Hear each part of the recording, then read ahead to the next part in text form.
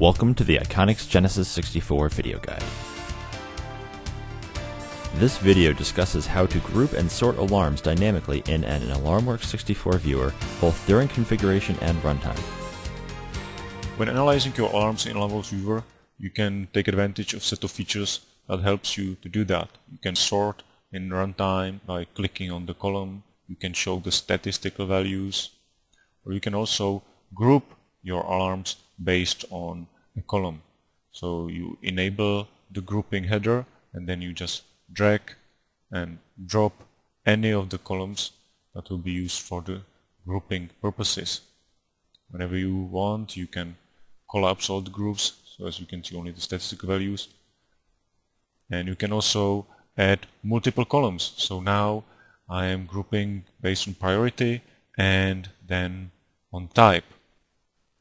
If I want, I can add even more grouping elements. So I am grouping on priority, type, and tag. In the header, I can also change sorting, and even I can change the grouping hierarchy. So now I'm grouping on type, priority, and tag. Grouping is even more powerful when combined with the analysis of historical alarms.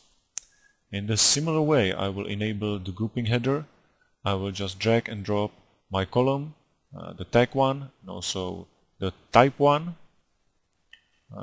because I want to analyze it on both of those criteria. I will collapse all my alarms to see them in a statistical way, so I can see that the humidity alarms occurred most frequently, and I can also analyze the types.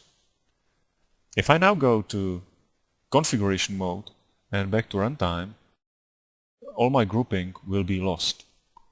The reason is that I have changed it only in runtime. If I want to keep it and save it for display, I have to go to configuration mode, double click on the control and change it into control. I'll go for grid, for grouping tab, and in grouping tab I'll select a column which I will use for the grouping purposes. If I click on it, I will see the list of allowed values. In this case, I will select the severity. I will click apply, and in the background you can see that the changes were actually applied. I will do the similar way for historical alarms. I will again select the grouping, select the column original source for grouping, and also I will add the severity.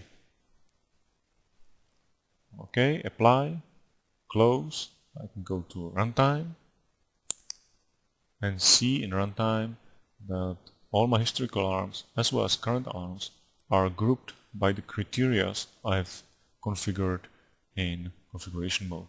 If I go to configuration mode and runtime, still all my grouping persists, and I can analyze all my alarms.